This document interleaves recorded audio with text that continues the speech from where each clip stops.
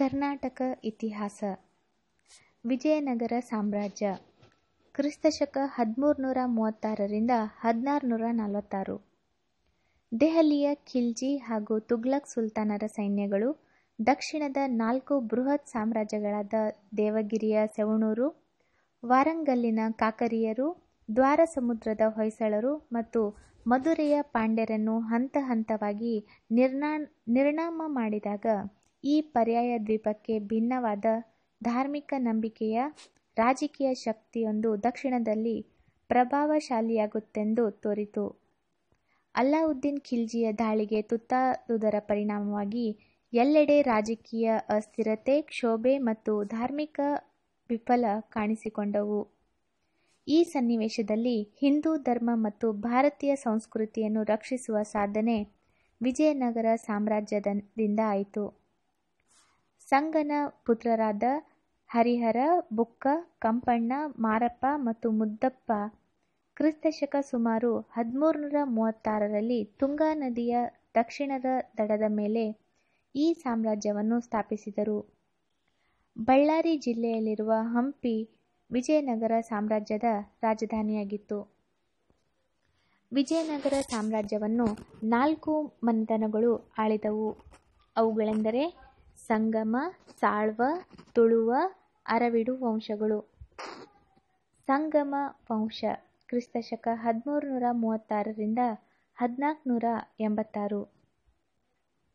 ಸಂಗಮ ವಂಶದ ಪ್ರಸಿದ್ಧ ದೊರೆಗಳೆಂದರೆ ಮೊದಲ ರಾಜ ಹರಿಹರ, ಮುಂದೆ ಬುಕ್ಕ ಎರಡನೆಯ ಹರಿಹರ ಮತ್ತು ಪ್ರೌಢದೇವರಾಯ.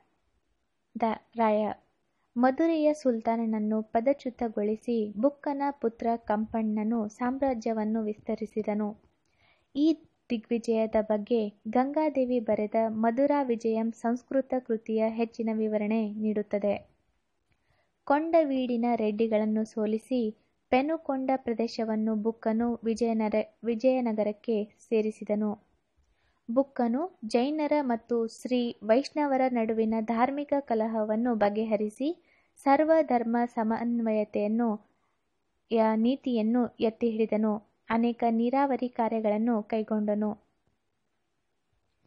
ಪ್ರೌಢದೇವರಾಯ ಕ್ರಿಸ್ತಶಕ 1426 1446. ಸಂಗಮ ವಂಶದ ಅತ್ಯುನ್ನತ ದೊರೆಯಾಗಿದ್ದ ಈಗಿನ ಆಳ್ವಿಕೆಯು ವಿಜಯನಗರದ ಮಹತ್ವಪೂರ್ಣ ಕಾಲವಾಗಿದೆ. ಗಡಿ ಪ್ರದೇಶದ ನಾಯಕರುಗಳು ದಂಗೆಗಳನ್ನು ಹತ್ತಿಕ್ಕಲು ಮತ್ತು ಬಹುಮನಿ ಸುಲ್ತಾನರ ವಿರುದ್ಧ ಹೋರಾಡಿ ವಿಜಯನಗರ ಸಾಮ್ರಾಜ್ಯವನ್ನು ವಿಸ್ತರಿಸಲು ಪ್ರೌಢದೇವರಾಯ ಅಂದರೆ ಸೈನ್ಯ ಪದ್ಧತಿಯನ್ನು ಪರಿಷ್ಕರಿಸಿದನು. ಧನುರ್ವಿದ್ಯೆಯ ನುರಿತ ಮತ್ತು ಕುದುರೆಗಳನ್ನು ಪಳಗಿಸುವ ಕಲೆಯನ್ನು ಕರಗತ ಮಾಡಿಕೊಂಡಿದ್ದ ಮುಸ್ಲಿಮರನ್ನು ಸೈನ್ಯಕ್ಕೆ ಸೇರಿಸಿಕೊಂಡನು. ಪ್ರಾರಂಭದಲ್ಲಿ ಪ್ರೌಢದೇವರಾಯನ ನೆರೆಯ ಆಂಧ್ರದ ಕೊಂಡವೀಡು ಪ್ರದೇಶದ ರೆಡ್ಡಿ ನಾಯಕರನ್ನು ಸದೆಬಡಿದನು. ಸೇನಾಧಿಪತಿ ಲಕ್ಕಣ್ಣ ದಂಡೇಶನು ಕೇರಳ ಮತ್ತು ಶ್ರೀಲಂಕಾದಿಂದ ಕಪ್ಪು ಕಾಣಿಕೆ ವಸೂಲಿ ಮಾಡಿದನು.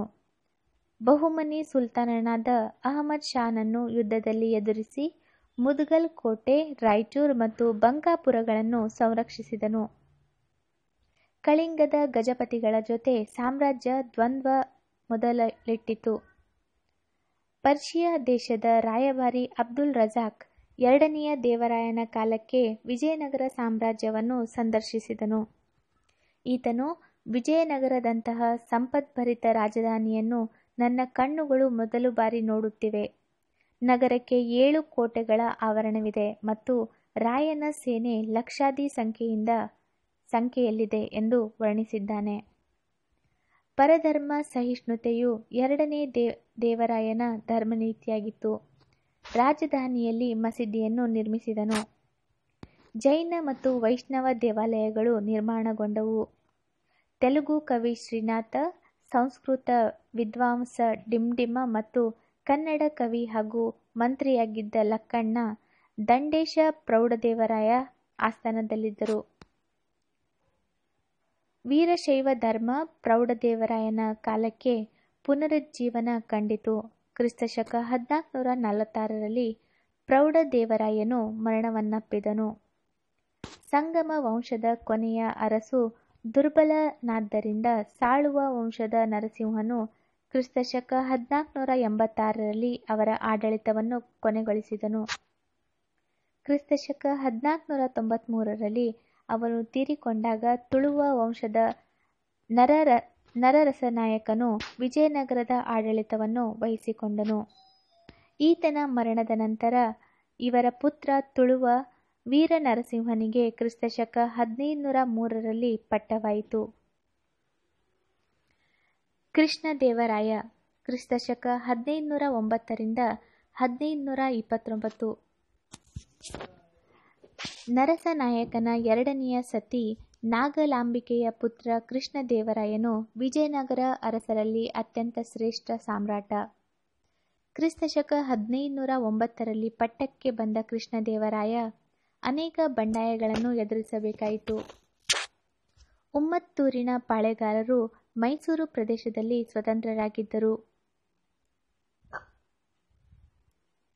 ಒರಿಸ್ಸಾದ ಗಜಪತಿ ಪ್ರತಾಪರುದ್ರ ವಿಜಯನಗರದ ಮೇಲೆ ಹಗೆತನವನ್ನು ಸಾಧಿಸುತ್ತಲೇ ಇದ್ದನು. ಬಿಜಾಪುರದ ಸುಲ್ತಾನ ಯೂಸುಫ್ ಆದಿಲ್ ಶಾ ರಾಯಚೂರ್ ದೋಅಬ್ ಅನ್ನು ಆಕ್ರಮಿಸಿದ್ದನು. ಇತಿಹಾಸಕಾರ ರಾಬರ್ಟ್ ಸುಯೆಲ್ಲರು ಹೇಳುವಂತೆ ಅಸಾಮಾನ್ಯ ಪರಾಕ್ರಮಿ, ಚತುರ ಸೇನಾನಿ ಮತ್ತು ರಾಜತಂತ್ರ ನಿಪುಣನಾಗಿದ್ದ ಕೃಷ್ಣದೇವರಾಯನು ಶತ್ರುಗಳನ್ನು ಸದೆಬಡಿದು ದಕ್ಷಿಣ ಭಾರತದಲ್ಲಿ ವಿಜಯನಗರ ಸಾಮ್ರಾಜ್ಯವನ್ನು ವಿಸ್ತರಿಸಿದನು. ಕ್ರಿಸ್ತಶಕ 1510ರಲ್ಲಿ ಉಮ್ಮತ್ತೂರಿನ ಮಾಂಡಲಿಕ ಗಂಗರಾಜನನ್ನು ಸೋಲಿಸಿ ಅವನಿಂದ ಶಿವಸಮುದ್ರದ ಕೋಟೆಯನ್ನು ವಶಪಡಿಸಿಕೊಂಡನು. ರಾಯಚೂರು ಕೋಟೆಯನ್ನು ಗೆದ್ದನು. ಗೋವೆಯನ್ನು ಬಿಜಾಪುರದಿಂದ ಗೆಲ್ಲಲು ಇದೇ ವರ್ಷ ಪೋರ್ಚುಗೀಸರಿಗೆ ನೆರವು ನೀಡಿದನು. ಅವರ ಸಂಗಡ ವ್ಯಾಪಾರ ಸಂಬಂಧಗಳನ್ನು ಬೆಳೆಸಿದನು. ಕ್ರಿಸ್ತಶಕ 1513ರಲ್ಲಿ ಕಳಿಂಗದ ರಾಜಧಾನಿ ಆಕ್ರಮಿಸಿ ಕ್ರಿಸ್ತಶಕ 1518ರಲ್ಲಿ ಕಳಿಂಗದ ರಾಜಧಾನಿ ಕಟಕ್ ಅನ್ನು ಗೆದ್ದು ಸಿಂಚಾಲಯದಲ್ಲಿ ವಿಜಯಸ್ತಂಭ ಸ್ಥಾಪಿಸಿದನು. ಗಜಪತಿ ಪ್ರತಾಪರುದ್ರರನ್ನು ಸೋಲಿಸಿ ಶಾಂತಿ ಒಪ್ಪಂದವನ್ನು ಮಾಡಿಕೊಂಡನು. ಗಜಪತಿಯ ಮಗಳಾದ ಜಗನ್ಮೋಹಿನಿಯನ್ನು ವಿವಾಹವಾದನು. ಕೃಷ್ಣದೇವರಾಯನು ಕ್ರಿಸ್ತಶಕ 1522ರಲ್ಲಿ ಬಿಜಾಪುರದ ಆದಿಲ್ ಶಾನನ್ನು ಸೋಲಿಸಿ ರಾಯಚೂರನ್ನು ಮತ್ತೆ ಗೆದ್ದುಕೊಂಡನು. ಅನಂತರ ಬೀದರ್ ಮತ್ತು ಗುಲ್ಬರ್ಗಾ ಕೋಟೆಗಳನ್ನು ವಶಪಡಿಸಿಕೊಂಡನು. ಕೃಷ್ಣದೇವರಾಯನು ಬಹುಮನಿ ರಾಜ್ಯದ ಪ್ರಧಾನಿ ಕಾಸಿಂಬರಿದನನ್ನು ಸೋಲಿಸಿ ಅವನು ಬಂಧಿಸಿಟ್ಟ ಬಹುಮನಿ ರಾಜಪುತ್ರನನ್ನು ಬೀದರ್ನಲ್ಲಿ ಬಹುಮನಿ ಸಿಂಹಾಸನದ ಮೇಲೆ ಪ್ರತಿಷ್ಠಾಪಿಸಿ ಯುವರಾಜ್ಯ ಪ್ರತಿಷ್ಠಾಪನಾಚಾರ್ಯ ಎಂಬ ಬಿರುದನ್ನು ಪಡೆದನು. ಕ್ರಿಸ್ತಶಕ 1529ರಲ್ಲಿ ಕೃಷ್ಣದೇವರಾಯನು ಮರಣ ಹೊಂದಿದಾಗ ವಿಜಯನಗರ ಸಾಮ್ರಾಜ್ಯ ಅತ್ಯಂತ ವಿಶಾಲವಾಗಿದ್ದು ಸರ್ವ ದಿಕ್ಕುಗಳಲ್ಲೂ ವಿಜಯಶಾಲಿಯಾಗಿತ್ತು. ಇವನ ಆಸ್ಥಾನಕ್ಕೆ ಭೇಟಿ ನೀಡಿದ್ದು ಪೋರ್ಚುಗೀಸ್ ಪ್ರವಾಸಿಗಳಾದ ಪಾಯಸ್ ಮತ್ತು ಓರ್ಬೋಸ್ ಇವನ ಘನತೆ ಮತ್ತು ಸಾಮರ್ಥ್ಯವನ್ನು ಕೊಂಡಾಡಿದ್ದಾರೆ. ಕೃಷ್ಣದೇವರಾಯ ಕೇವಲ ಯುದ್ಧ ನಿಪುಣನಾಗಿರದೆ ಸಮರ್ಥ ಆಡಳಿತಗಾರನಾಗಿದ್ದನು. ರಾಜ್ಯಾಡಳಿತ ವಿಚಾರದಲ್ಲಿ ಈತನಿಗೆ ಇದ್ದ ವ್ಯಾವಹಾರಿಕ ಜ್ಞಾನವನ್ನು ಇವನು ಬರೆದ ಅಮುಕ್ತ ಮೌಲ್ಯದ ತೆಲುಗು ಕೃತಿಯಿಂದ ತಿಳಿದುಕೊಳ್ಳುತ್ತೇವೆ. ಎಲ್ಲ ಧರ್ಮ ಪಂಥಗಳಿಗೂ ಆಶ್ರಯ ನೀಡಿದ್ದ ಕೃಷ್ಣದೇವರಾಯ ಕೃಷಿ ವಿಸ್ತರಣೆಗೆ, ನೀರಾವರಿಗೆ ಅನುಕೂಲತೆಗಳನ್ನು ರೈತರಿಗೆ ಒದಗಿಸಿದನು. ಪೋರ್ಚುಗೀಸರ ಸ್ನೇಹದಿಂದ ವಿದೇಶಿ ವ್ಯಾಪಾರ ಹೆಚ್ಚಿಸಿಕೊಂಡನು. ಮದುವೆಯ ಮೇಲಿನ ತೆರಿಗೆಯನ್ನು ರದ್ದುಗೊಳಿಸಿದನು. ಸಾಹಿತ್ಯ, ಕಲೆ ಮತ್ತು ಧರ್ಮಗಳ ಮಹಾನ್ ಪೋಷಕನಾಗಿದ್ದ ಕೃಷ್ಣದೇವರಾಯನ ಆಸ್ಥಾನದಲ್ಲಿ ಅಷ್ಟದಿಗ್ಗಜರೆಂಬ ತೆಲುಗು ಭಾಷೆಯ ಮಹಾಕವಿಗಳಿದ್ದರು. ಸ್ವತಃ ಕವಿಯಾಗಿದ್ದ ಕೃಷ್ಣದೇವರಾಯ ಅಮುಕ್ತ ಮೌಲ್ಯದ ಎಂಬ ಕೃತಿಯನ್ನು ತೆಲುಗು ಭಾಷೆಯಲ್ಲಿ ರಚಿಸಿದ್ದಾನೆ. ಸಂಸ್ಕೃತದಲ್ಲಿ ಜಾಂಬವತಿ ಕಲ್ಯಾಣ ಎಂಬ ನಾಟಕವನ್ನು ರಚಿಸಿದನು. ಅಲ್ಲಸಾನಿ ಪೆದ್ದಣ್ಣ, ತೆನಾಲಿ ರಾಮಣ್ಣ, ನಂದಿ ತಿಮ್ಮಣ್ಣ ಮುಂತಾದವರು ರಾಯನ ಆಸ್ಥಾನದ ತೆಲುಗು ಕವಿಗಳಾಗಿದ್ದರು. ತಿಮ್ಮಣ್ಣ ಕವಿಯು ಕನ್ನಡ ಭಾರತವನ್ನು ಬರೆದನು. ಕೃಷ್ಣದೇವರಾಯನು ಹಂಪೆಯಲ್ಲಿರುವ ಕೃಷ್ಣಸ್ವಾಮಿ ದೇವಾಲಯವನ್ನು ಕಟ್ಟಿಸಿದನು. ಇದಲ್ಲದೆ ಹಂಪೆಯ ವಿರೂಪಾಕ್ಷ ದೇವಾಲಯದ ಕಲ್ಯಾಣ ಮಂಟಪವನ್ನು ಕಟ್ಟಿಸಲಾಯಿತು.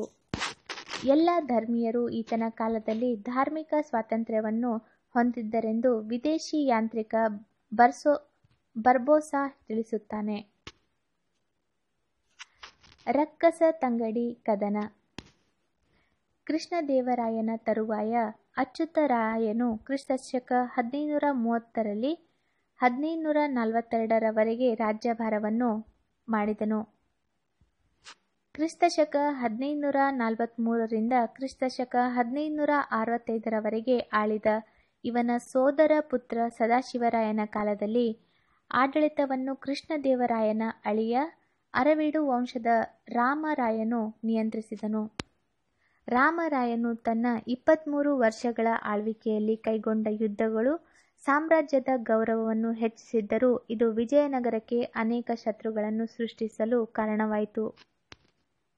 ದಕ್ಕನ್ನಿನ ಸುಲ್ತಾನರ ರಾಜ್ಯಗಳು ಆಗಾಗ ನಡೆಸುತ್ತಿದ್ದ ದಾಳಿ ಪ್ರತೀಕವಾಗಿ ರಾಮರಾಯನು ವಿಜಾಪುರ ಮತ್ತು ಗೋಲ್ಕೊಂಡ ರಾಜ್ಯಗಳ ಪ್ರದೇಶಗಳನ್ನು ವಶಪಡಿಸಿಕೊಂಡಿದ್ದು ಕದನಕ್ಕೆ ಪ್ರಚೋದನೆ ನೀಡಿದವು. ವಿಜಯನಗರ ಸಾಮ್ರಾಜ್ಯದ ಏಳಿಗೆ ಮತ್ತು ಸಮೃದ್ಧಿಯ ಬಗ್ಗೆ ಮತ್ಸರ ಮತ್ತು ದ್ವೇಷಗಳನ್ನು ಹೊಂದಿದ್ದ ದಕ್ಕನ್ನಿನ ಸುಲ್ತಾನರು ಧರ್ಮದ ಹೆಸರಿನಲ್ಲಿ ತಮ್ಮ ರಾಜಕೀಯ ಭಿನ್ನಾಭಿಪ್ರಾಯಗಳನ್ನು ಮರೆತು ಒಂದಾದರು. ಕ್ರಿಸ್ತಶಕ 1565 ಜನವರಿ ತಿಂಗಳ 23ರಂದು ದಕ್ಕನ್ನಿನ 5 ರಾಜ್ಯಗಳ ಒಕ್ಕೂಟ ಸೈನ್ಯ ವಿಜಯನಗರದ ಮೇಲೆ ದಾಳಿ ಮಾಡಿತು. ರಕ್ಕಸ ತಂಗಡಿಯಲ್ಲಿ ಆರಂಭದಲ್ಲಿ ರಾಯರಾಯರು ಸೈನ್ಯ ಜಯದ ಲಕ್ಷಣಗಳನ್ನು ಕಂಡರು. ಯುದ್ಧ ಮುಂದುವರಿದ ಹಾಗೆ ಪರಾಭವವನ್ನು ಅನುಭವಿಸಿದರು. ರಾಮರಾಯನನ್ನು ಕೊಲೆ ಮಾಡಿ ವಿಜಯ ಸಾಧಿಸಿದ ದಕ್ಕನ್ನಿನ ಸುಲ್ತಾನರ ಸೈನ್ಯವು ಭವ್ಯವಾಗಿದ್ದ ವಿಜಯನಗರ ಸಾಮ್ರಾಜ್ಯ ಸಂಪತ್ತನ್ನು ಕೊಳ್ಳೆ ಹೊಡೆದರು. ಇದರ ಫಲವಾಗಿ ಸಾಮ್ರಾಜ್ಯದ ರಾಜಧಾನಿ ಹಾಳು ಹಂಪೆಯಾಗಿ ಮಾರ್ಪಟ್ಟಿತು. ಮುಂದೆ ಪೆನುಕೊಂಡ, ಚಂದ್ರಗಿರಿ, ಕೊನೆಗೆ ವೆಲ್ಲೂರುಗಳಿಂದ ಅರವೀಡು ವಂಶದ ಆಡಳಿತ ಕ್ರಿಸ್ತಶಕ 1640ರವರೆಗೆ ನಡೆಯಿತು. ಕರ್ನಾಟಕದಲ್ಲಿ ಮೈಸೂರು, ಕೆಳದಿ, ಚಿತ್ರದುರ್ಗ ಮುಂತಾದ ಮಾಂಡಲಿಕರು ಸ್ವತಂತ್ರರಾದರು. ಆಡಳಿತ. ವಿಜಯನಗರದ ಸುವ್ಯವಸ್ಥಿತವಾದ ಆಡಳಿತ ಪದ್ಧತಿಯು ವಿಕೇಂದ್ರೀಕೃತ ಅಧಿಕಾರವುಳ್ಳ ಪ್ರಬಲ ಕೇಂದ್ರಾಡಳಿತವನ್ನು ಹೊಂದಿತ್ತು. ಮಂತ್ರಿಗಳು, ಸೇನಾಧಿಕಾರಿಗಳು, ಪ್ರಾಂತ್ಯದ ಮಾಂಡಲಿಕರು ಅಥವಾ ನಾಯಕರು ರಾಜನಿಗೆ ಆಡಳಿತ ನಿರ್ವಹಣೆಯಲ್ಲಿ ಸಹಾಯ ಮಾಡುತ್ತಿದ್ದರು. ತಿಮ್ಮರಸ ಕೃಷ್ಣದೇವರಾಯನ ಕಾಲದಲ್ಲಿ ಮುತ್ಸದ್ದಿ ಮಂತ್ರಿಯಾಗಿದ್ದನು. ಸಾಮ್ರಾಜ್ಯವು ರಾಜ್ಯ, ನಾಡು ಹಾಗೂ ಗ್ರಾಮಗಳೆಂಬ ಆಡಳಿತ ಘಟಕಗಳನ್ನು ಹೊಂದಿತ್ತು. ಸ್ಥಳೀಯ ನಾಯಕರಿಗೆ ಕೃಷ್ಣದೇವರಾಯನ ಕಾಲದಿಂದಲೂ ಹೆಚ್ಚು ಅಧಿಕಾರವನ್ನು ನೀಡಿದ್ದರು. ಅರಸನು ನ್ಯಾಯಾಂಗದ ವಿಚಾರದಲ್ಲಿ ಪರಮಾಧಿಕಾರವನ್ನು ಪಡೆದಿದ್ದನು. ಪ್ರಾಂತ್ಯಗಳಲ್ಲಿ ಪ್ರಾಂತಾಧಿಕಾರಿಯು ನ್ಯಾಯ ತೀರ್ಮಾನವನ್ನು ನೀಡುತ್ತಿದ್ದನು. ಶಿಕ್ಷೆಗಳು ತುಂಬಾ ಕಠಿಣವಾಗಿದ್ದವು. ಗ್ರಾಮಗಳು ಆಡಳಿತ ವ್ಯವಸ್ಥೆಯ ಕೊನೆಯ ಘಟಕಗಳಾಗಿದ್ದು ಅಲ್ಲಿ ಗ್ರಾಮ ಸಭೆಗಳು ಆಡಳಿತ ನಿರ್ವಹಿಸುತ್ತಿದ್ದರು. ಗೌಡ, ಕರ್ಣಂ ಮತ್ತು ತಳವಾರ ಗ್ರಾಮಾಡಳಿತದಲ್ಲಿ ನೆರವಾಗುತ್ತಿದ್ದರು.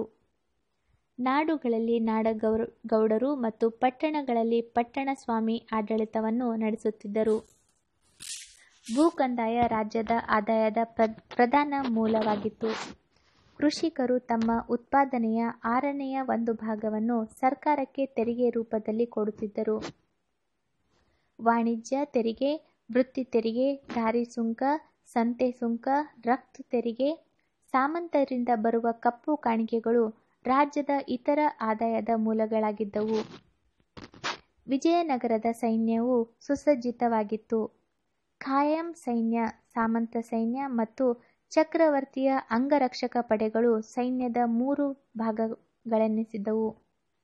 ಕಾಲುದಳ, ಅಶ್ವದಳ, ಗಜದಳ ಮತ್ತು ಫಿರಂಗಿಗಳು ಸೈನ್ಯದ ಪ್ರಮುಖ ಭಾಗಗಳು. ಅರಬ್ ದೇಶದ ಕುದುರೆಗಳು ವಿಜಯನಗರದ ಪ್ರಮುಖ ಆಕರ್ಷಣೆಗಳಾಗಿದ್ದವು. ಯುದ್ಧದಲ್ಲಿ ಕೋಟೆ ಕೊತ್ತಲುಗಳು ಪ್ರಮುಖ ಪಾತ್ರ ವಹಿಸಿದ್ದವು.